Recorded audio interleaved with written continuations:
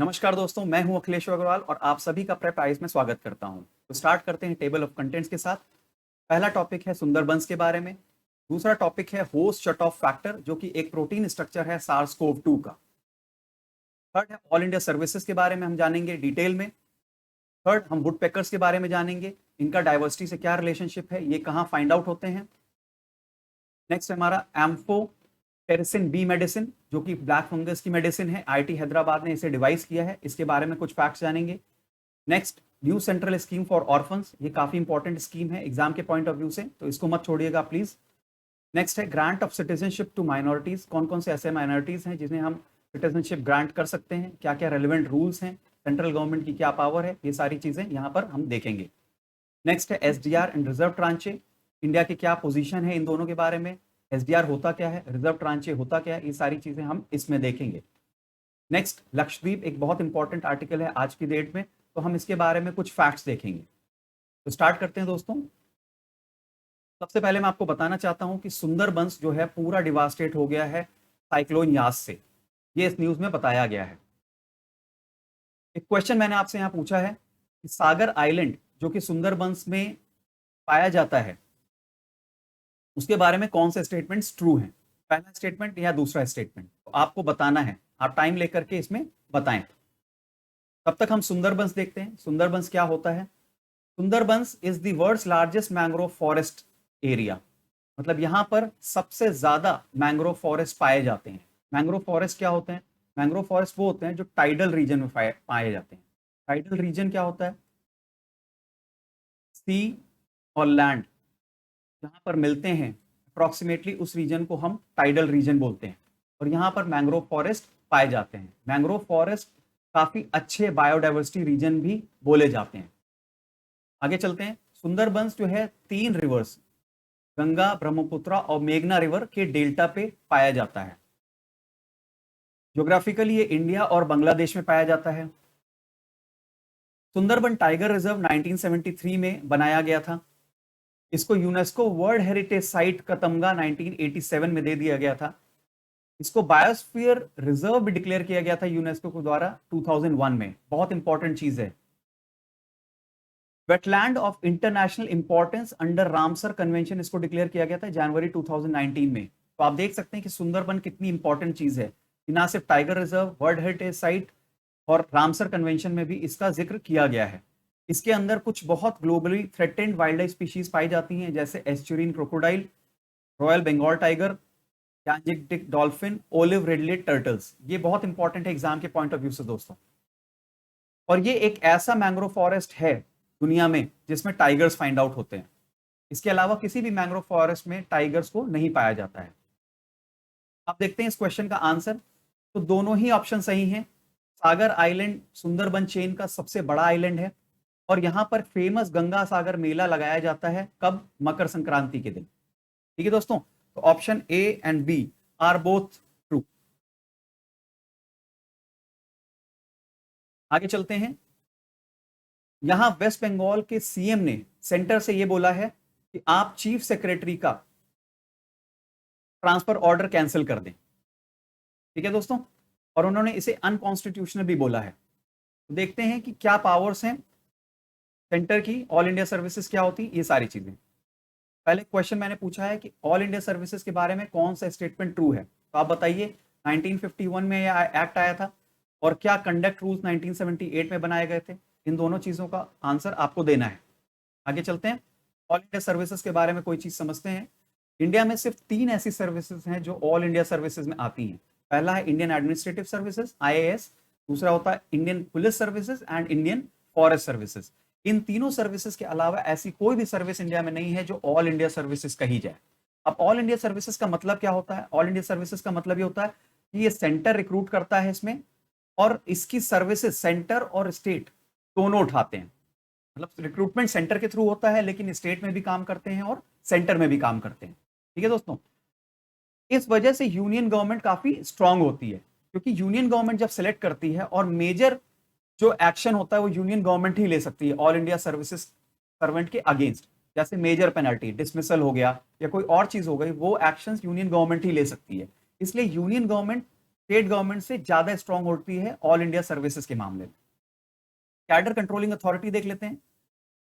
All India services की cadre controlling authority ministry of personnel public grievances and pension होती है, ठीक है, डीओपीटी होती है इसकी। मतलब डीओपीटी ही ये डिसाइड करती है कि इसको सेंट्रल डेपुटेशन पे कब बुलाना है, इस पे कौन सी पेनाल्टी लगानी है, कौन सा एक्शन लेना है, ये सारी चीजें। इंडियन पुलिस सर्विसेज का मिनिस्ट्री ऑफ होम अफेयर्स होता है। इंडियन फॉरेस्ट सर्विसेज का ministry of environment, forest and climate change होता है। तो ये 3 कैडर कंट्रोलिंग अथॉरिटीज बहुत इंपॉर्टेंट है। आगे चलते हैं। जब भी कोई ऑल इंडिया सर्विसेज में सिलेक्ट होता है, जैसे आईएएस में सिलेक्ट होता है, उसको एक स्टेट कैडर दिया जाता है। स्टेट कैडर जैसे नागालैंड। अब स्टेट कैडर का मतलब ये हुआ कि वो पूरी लाइफ टाइम वो पर्सन नागालैंड में रह करके काम करेगा, ठीक है। लेकिन अगर जरूरत पड़ी तो उसको सेंट्रल गवर्नमेंट में भी डेपुटेशन पे लाया जा सकता है, ठीक है। मतलब नागालैंड से उसको सेंट्रल डेपुटेशन पे सेंट्रल गवर्नमेंट अपनी तरफ ला सकती है और अपना कोई रोल दे सकती है, ठीक है दोस्तों। और ये इंडियन एडमिनिस्ट्रेटिव सर्विसेज 1954 के तहत होता है। और यहां पर सेंटर ने वेस्ट बंगाल से ये बोला भी है कि under Indian administrative service rules 1954 हमें पूरा पावर है कि हम चीफ सेक्रेटरी के ट्रांसफर ऑर्डर इश्यू कर सकते हैं, ठीक है दोस्तों। अब क्वेश्चन का आंसर देते हैं। पहला ऑप्शन करेक्ट है, ऑल इंडिया सर्विसेज एक्ट 1951 में आया था। दूसरा ऑप्शन रॉन्ग है क्योंकि ये 1968 में आया था, ठीक है। तो ऑप्शन 1 इज ओनली करेक्ट। आगे चलते हैं। आईआईटी हैदराबाद ने अभी अभी डिक्लेयर किया है कि उसने ब्लैक फंगस की एक मेडिसिन ढूंढ ली, ठीक है। देखते हैं इस मेडिसिन का क्या नाम है, उसकी क्या एफिशिएंसी है। तो पहले एक क्वेश्चन मैंने आपसे पूछा हुआ है,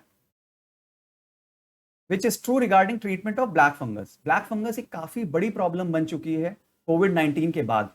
उसके बारे में एक क्वेश्चन है कि क्या अभी काला आजार का जो ट्रीटमेंट है वही ब्लैक फंगस का सेम इलाज है। मतलब काला आजार का जो ट्रीटमेंट है वही सेम इलाज हम ब्लैक फंगस के लिए करते हैं, आपको बताना है। दूसरा, आईआईटी हैदराबाद ने इस मेडिसिन को डेवलप किया है। इस मेडिसिन का नाम एम्फोटेरेसिन बी है और ये एक इंजेक्शन है जो कि ब्लैक फंगस के अगेंस्ट काफी इफेक्टिव है। तो इन 2 ऑप्शंस में आपको बताना है कौन सा सही है, दोनों सही है। आगे देखते हैं। 3 फंगल इन्फेक्शन कोविड-19 से एसोसिएट किए गए हैं। ब्लैक फंगस का नाम तो आप सभी ने सुना होगा, इसके अलावा व्हाइट और येलो फंगस भी होते हैं। येलो फंगस का कारण क्या होता है, poor hygiene, moisture, contaminated food, over use of steroids. Symptoms क्या होते हैं, वेट लॉस होता है, पस लीकेज होता है, मैल न्यूट्रिशन होता है, लेथार्जी होता है और लो एपेटाइट होता है। और इसके अलावा 2-3 चीजें और होती हैं। इनको सबसे ज्यादा रिस्क होता है येलो फंगस लगने का, जो कि इम्यूनोसप्रेंट्स पे होते हैं। इम्यूनोसप्रेंट्स का मतलब क्या होता है, जैसे मान लो किसी को एलर्जी की समस्या और वो कोई दवा लेता है, उसको बोलते हैं इम्यूनोसप्रेंट्स, ठीक है दोस्तों।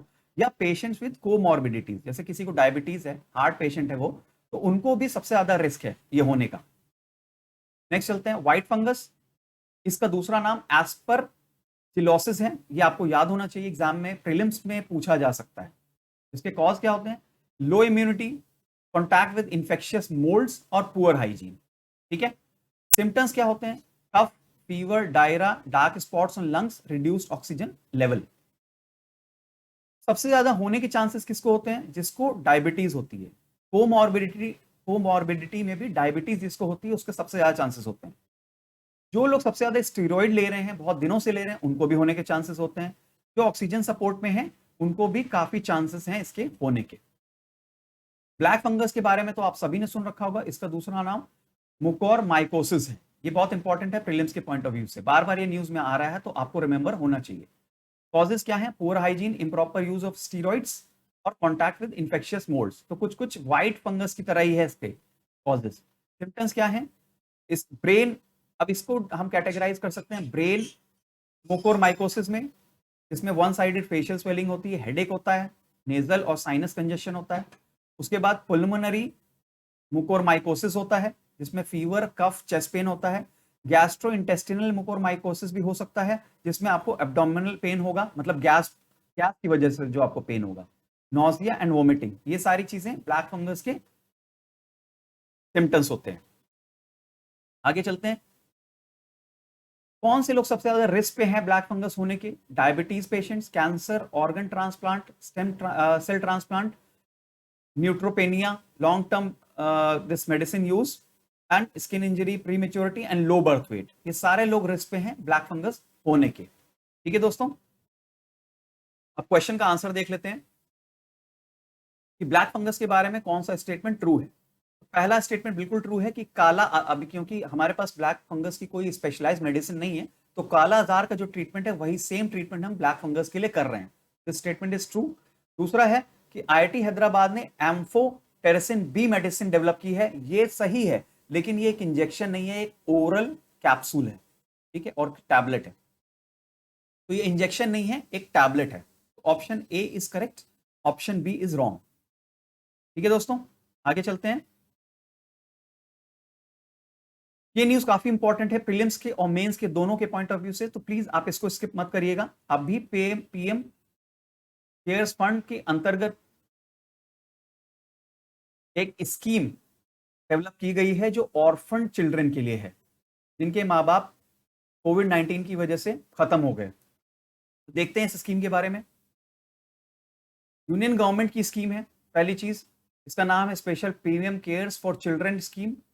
ये 10 लाख का कॉर्पस हर एक चाइल्ड के लिए इन्विसाज करता है कि 10 लाख रुपए हमें हर एक चाइल्ड के लिए रखेंगे। ये जो पीएम केयर्स की मीटिंग है, ये कौन हेड करता है? पीएम मोदी। उसके बाद है डब्ल्यूसीडी ने, मिनिस्ट्री ने 577 कोविड-19 ऑर्फन्स को आइडेंटिफाई किया हुआ है। देखिए, जब तक 18 साल का बच्चा नहीं हो जाता तो उसको क्या करेंगे कि मंथली स्टाइपेंड देंगे 10 लाख रुपए में से, in order to meet expenses for personal needs and higher education. ठीक है, 18 साल का बच्चा जैसे ही हो जाएगा उसको हम 10 लाख में से स्टाइपेंड देना शुरू कर देंगे, मंथली स्टाइपेंड, ताकि उसकी पर्सनल नीड और हायर एजुकेशन को केटर किया जा सके। ठीक है, जैसे ही वो बच्चा 23 साल का हो जाएगा तो उसको 10 लाख रुपए पूरा दे दिया जाएगा। ठीक है दोस्तों, पैसे के अलावा गवर्नमेंट और किस किस चीजों से मदद कर रही है? स्कूल एजुकेशन से। केंद्रीय विद्यालय में भी पढ़ाएगी वो बच्चों को, ऐसे बच्चों को, और प्राइवेट स्कूल में भी पढ़ाने का प्रोविजन है। ये इंपॉर्टेंट फैक्ट है कि प्राइवेट स्कूल में भी प्रोविजन है। फिर 11 से 18 साल के बच्चों का रेजिडेंशियल स्कूल का भी प्रोविजन है कि वो जिस स्कूल में पढ़ रहे हैं उसी में रह भी सकते हैं। ठीक है, ऐसे कौन से स्कूल होते हैं? सैनिक स्कूल और नवोदय नवोदय विद्यालय स्कूल। उसके बाद इनको हेल्थ बेनिफिट भी दिया गया है, हेल्थ इंश्योरेंस स्कीम 5 लाख तक की। ठीक है, तो एक बार मैं समराइज फॉर्म में आपको बोल देता हूं कि 10 लाख रुपए का कॉर्पस रखा गया है। इसमें बच्चे को मंथली स्टाइपेंड दिया जाएगा 18 साल के बाद, 23 साल के बाद उसको पूरा 10 लाख रुपए दे दिया जाएगा। स्कूल एजुकेशन फ्री में प्रोवाइड करने का भी प्रोविजन है। केंद्रीय विद्यालय और प्राइवेट स्कूल दोनों में पढ़ाया जा सकता है बच्चे को।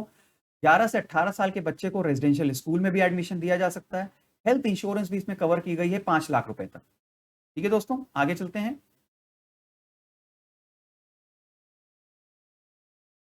इस न्यूज में क्या है? एमएचए ने एक नोटिफिकेशन निकाला है जो कि माइनॉरिटीज फ्रॉम अफगानिस्तान, बांग्लादेश और पाकिस्तान को बेनिफिट करेगी। ये क्या नोटिफिकेशन है? इन्हों 13 कलेक्टर्स को सिटीजनशिप सर्टिफिकेट इशू करने का पावर दे दिया है। ठीक है दोस्तों, तो हम इसमें देखते हैं डिटेल में कि क्या चीज है। पहले क्वेश्चन देख लेते हैं। Which of the following communities will benefit from CAA amendment act 2019? Citizenship amendment act 2019 के अंतर्गत कौन सी ये कम्युनिटीज हैं जिनको बेनिफिट मिलेगा? आपको बताना है, हिंदूज, मुस्लिम, पारसीज, जैन्स या कॉम्बिनेशन में। ठीक है, हम इस क्वेश्चन का आंसर अभी डिस्कस करेंगे। पहले हम देखते हैं कि न्यूज क्या है। एमएचए ने 13 डिस्ट्रिक्ट कलेक्टर्स को पावर दे दी है कि वो सिटीजनशिप सर्टिफिकेट इशू कर सकते हैं अपने लेवल पे। ठीक है, ये 6 माइनॉरिटी कम्युनिटीज को सर्टिफिकेट इशू कर सकते हैं जो कि पाकिस्तान, बांग्लादेश और अफगानिस्तान को बिलोंग करती है। ठीक है दोस्तों, अब ये जो एमएचए ने ऑर्डर इशू किया है, ये सिटीजनशिप अमेंडमेंट एक्ट के अंतर्गत नहीं इशू किया है, क्योंकि सिटीजनशिप अमेंडमेंट एक्ट अभी फिलहाल इफेक्ट में नहीं आया, अभी फोर्स में नहीं आया है। ठीक है दोस्तों, अब देखिए ये जो नोटिफिकेशन आया है, ये 6, मैंने अभी आपको बताया था, 6 कम्युनिटीज को बेनिफिट करने के लिए है। वो 6 कम्युनिटीज कौन कौन सी हैं? बहुत इंपॉर्टेंट है एग्जाम के पॉइंट ऑफ व्यू से, प्लीज स्किप मत करिएगा। हिंदू, सिख, बुद्धिस्ट, जैन, पारसी और क्रिश्चियन कम्युनिटीज। आप देख सकते हैं इसमें मुस्लिम्स नहीं है, मुस्लिम्स यहां पर मिसिंग है। ठीक है, और इनको जो सिटीजनशिप दी जाएगी उनको किस किस सेक्शन के अंडर? सेक्शन 5, और सेक्शन 6 के अंडर में ऑफ सिटीजनशिप एक्ट 1955। तो सेक्शन 5 क्या है? सिटीजनशिप बाय रजिस्ट्रेशन, और सेक्शन 6 क्या है? नेचुरलाइजेशन। ठीक है दोस्तों, इसमें एक और मैंडेटरी रिक्वायरमेंट है कि 11 साल आपको एग्रीगेट स्टे इन इंडिया होना चाहिए। मतलब आप इंडिया में 11 साल स्टे कर लेंगे तभी आपको सिटीजनशिप ग्रांट होगी। इसके लिए एक और इंपॉर्टेंट प्रोविजन है, लॉन्ग टर्म वीजा आपके पास होना चाहिए। अगर आपके पास लॉन्ग टर्म वीजा नहीं है या आप स्टे नहीं किए इंडिया में, तो आपको सिटीजनशिप ग्रांट नहीं हो सकती under registration and under naturalisation. ठीक है, सिटीजनशिप क्या है? एक सेंट्रल सब्जेक्ट है, नॉट अ स्टेट सब्जेक्ट। तो ये भी काफी इंपॉर्टेंट चीज है। अब उस क्वेश्चन का आंसर देख लेते हैं। आपको मैंने अभी डिस्कशन के दौरान बता भी दिया है कि सिटीजनशिप अमेंडमेंट एक्ट 2019 के अंतर्गत किस कम्युनिटी को बेनिफिट मिलेगा। तो हिंदूज को मिलेगा, हमने देखा, पारसीज को मिलेगा, जैन्स को मिलेगा, लेकिन मुस्लिम्स को नहीं मिलेगा। ठीक है दोस्तों, आगे चलते हैं। ओके, नेक्स्ट न्यूज हमारी वेस्टर्न हिमालय के बारे में है। हम बहुत ज्यादा जो है हिमालयास के बारे में पढ़ते रहते हैं, वेस्टर्न घाट्स के बारे में पढ़ते रहते हैं, लेकिन वेस्टर्न हिमालयास के बारे में है। तो एक चिंता जताई जा रही है कि वहां पर बहुत सारी बर्ड स्पीशीज जो हैं वो एक्सटिंक्ट हो गई हैं। इसके बारे में ये न्यूज है, डिटेल में हम लोग जानते हैं कि क्या है। सबसे पहले हम ये क्वेश्चन है कि इनमें से कौन सी इन्वेसिव स्पीशीज हैं higher altitudes of Western Ghats में। ठीक है दोस्तों, इन्वेसिव स्पीशीज क्या होती हैं? जो कि वहां पर बाहर से आई स्पीशीज होती हैं। एक होती हैं एबोरिजिन स्पीशीज, जो कि वहां की ओरिजिनल स्पीशीज होती हैं। एक होती है इन्वेसिव स्पीशीज, जो बाहर से आती हैं। तो ये काफी नुकसानदायक होती हैं वहां की डाइवर्सिटी के लिए, बायोडाइवर्सिटी के लिए। तो इनमें से आपको बताना है पिजियंस, ब्लैक काइट्स और रोफस बेलीड वुडपेकर में कौन सी इन्वेसिव स्पीशीज हैं। इसका आंसर मैं अभी आपको दे दूंगा। अब देखते हैं इशू क्या है। पहली चीज आप जान लीजिए, वुड पैकर क्या होता है। वुड पैकर जो होता है आपका ओक फॉरेस्ट स्पेशलिस्ट होते हैं। मतलब ये ओक फॉरेस्ट जहां जहां होते हैं वहां पर ये वुड पैकर पाए जाते हैं। इसके अलावा greater yellownape, rufous sibia, white throated laughing thrush and black face warbler, ये भी इंपॉर्टेंट स्पीशीज हैं ओक फॉरेस्ट की। तो प्रीलिम्स के पॉइंट ऑफ व्यू से ये चीज बहुत इंपॉर्टेंट है। उसके बाद मैं आपको बताना चाहता हूं कि वुड पैकर्स का बायोडाइवर्सिटी से क्या रिलेशन होता है। तो देखिए, higher the number of woodpeckers at a site, the higher was the richness of all other birds. मतलब वुड पैकर्स जितना ज्यादा पाए जाएंगे उतनी ही अदर बर्ड्स भी पाई जाएंगी। उसका रीजन क्या है? वुड पैकर्स पेड़ों में कैविटीज बनाती हैं, और जब वो कैविटीज बनाती हैं तो उस कैविटीज को छोड़ करके चली जाती हैं। तो बाकी जो बर्ड्स हैं वो वहां जाकर के अपना नेस्टिंग साइट बना लेती हैं। इसका मतलब क्या है कि वुड पैकर्स का काम है दूसरी बर्ड्स के लिए हाउस बनाना। आप सिंपल वर्ड्स में इसको ऐसे समझ सकते हैं। तो वुड पैकर जितने ज्यादा होंगे उतनी ज्यादा नेस्टिंग साइट्स होंगी, उतनी ही ज्यादा बायोडाइवर्सिटी बर्ड्स का होगा। ठीक है दोस्तों, वुड पैकर्स में भी दो स्पीशीज हैं, रूफस बेलीड वुड पैकर और ग्रेटर येलो नेप। ये बहुत इंपॉर्टेंट स्पीशीज हैं। ठीक है, अब हम इन्वेसिव स्पीशीज के बारे में पढ़ते हैं कि pigeons of black kites species normally यहां पर नहीं पाई जाती है। ठीक है, ये दोनों पिजियंस और ब्लैक काइट्स यहां पर नॉर्मली नहीं पाई जाती हैं higher altitudes of Western Himalayas. तो इस क्वेश्चन का आंसर ये हो जाता है कि ये दोनों इन्वेसिव स्पीशीज हैं, पिजियंस और ब्लैक काइट्स। जबकि रूफस बेलीड वुडपेकर एक एबोरिजिन और you can say natural species है। ठीक है दोस्तों, इस क्वेश्चन का आंसर ए एंड बी है। आगे चलते हैं, बहुत इंपॉर्टेंट टॉपिक है ये। आईआईटी मद्रास ने अभी अभी SARS-CoV-2 का प्रोटीन स्ट्रक्चर फाइंड आउट कर लिया है, और ये बहुत इंपॉर्टेंट न्यूज है। क्यों, मैं अभी आपको बताता हूं। किसी भी वायरस को न्यूट्रलाइज करने के लिए उसके प्रोटीन को अटैक करना बहुत ज्यादा जरूरी है। हर वायरस में प्रोटीन होते हैं। ठीक है, इनफैक्ट हमारी सेल्स में प्रोटीन्स होते हैं। तो अगर हमको किसी वायरस को खत्म करना है तो उसके प्रोटीन्स को हमें किल करना पड़ेगा। तो इन्होंने क्या किया है, आईआईटी मंडी ने 16 नॉन स्ट्रक्चरल प्रोटीन्स को आइडेंटिफाई किया है। ठीक है, इनका नाम है NSP1 से NSP16। इसमें से भी इन्होंने बताया कि NSP1 सबसे इंपॉर्टेंट है। NSP1 क्यों इंपॉर्टेंट है? क्योंकि यही वो प्रोटीन है SARS-CoV-2 वायरस में जो कि जा करके होस्ट सेल के प्रोटीन को किल करता है। ठीक है, और उसके इम्यून सिस्टम को खत्म कर देता है। मतलब ये जो हमारी सेल है हमारी बॉडी में, इसमें जो प्रोटीन है इसको कौन किल करता है? NSP1। ठीक है दोस्तों, तो NSP1 जो प्रोटीन है बहुत ज्यादा खतरनाक है, और ये इन्होंने आईआईटी मंडी के रिसर्चर्स ने फाइंड आउट कर लिया है। इसके अलावा NSP2 NSP3 से लेकर के NSP16 तक और भी प्रोटीन्स हैं जो इतने खतरनाक नहीं है। ठीक है दोस्तों, आगे चलते हैं। अभी आरबीआई की जो रिपोर्ट्स हैं काफी इंपॉर्टेंट है न्यूज में, उसी से रिलेटेड एक चीज है, currency assets gold gain drive forex reserves to new peak. अभी हमने थोड़े दिन पहले देखा था कि फॉरेक्स रिजर्व काफी ज्यादा बढ़ रहे हैं, तो किसकी वजह से बढ़ रहे हैं? करेंसी एसेट्स की वजह से और गोल्ड गेन ड्राइव की वजह से। ये आपके इंडियन एक्सप्रेस का इकोनॉमिक सेशन का आर्टिकल है। ठीक है, अब इसमें हमें ये देखना है कि आरबीआई के क्या सोर्सेज ऑफ एसेट्स होते हैं, क्या क्या एसेट्स होते हैं। Foreign currency assets, gold, SDR, reserve tranche, position. हम एक एक करके देखते हैं क्या चीजें हैं। फॉरेन करेंसी एसेट्स क्या होते हैं? जैसे मान लीजिए डॉलर्स है हमारे पास, ठीक है, या और कोई फॉरेन करेंसी है, तो उसका रेट फ्लक्चुएट होता है। जैसे उसका रेट फ्लक्चुएट होता है उसी हिसाब से हमारा फॉरेन करेंसी एसेट्स का वैल्यू कम या ज्यादा होता है। ठीक है, फिर होता है गोल्ड। गोल्ड के बारे में आप सभी को पता है कि गोल्ड के प्राइसेस अप हो सकते हैं, डाउन हो सकते हैं। अप होंगे तो आपको फायदा होगा, डाउन होगा तो नुकसान होगा। उसके बाद हम देखते हैं एसडीआर और रिजर्व ट्रांचे पोजीशन। तो एसडीआर अब देखिए क्या होता है, it is neither a currency nor a claim on IMF. ठीक है, मतलब एसडीआर कौन इश्यू करता है, पहले आप ये समझ लीजिए, आईएमएफ इश्यू करती है। अब एसडीआर दिखा के आप आईएमएफ से पैसे नहीं ले सकते, लेकिन एसडीआर दिखा के आप करेंसीज को एक्सचेंज कर सकते हैं। ठीक है, कौन सी करेंसीज आप एक्सचेंज कर सकते हैं? US dollar, euro, Japanese yen, pound और चाइनीज रेमनिमडी। ठीक है, तो ये जो आपकी करेंसीज हैं, डॉलर, यूरो, येन, पाउंड और चाइनीज रेमनिमडी, ये सारी चीजें जो हैं आप एक्सचेंज कर सकते हैं। ठीक है,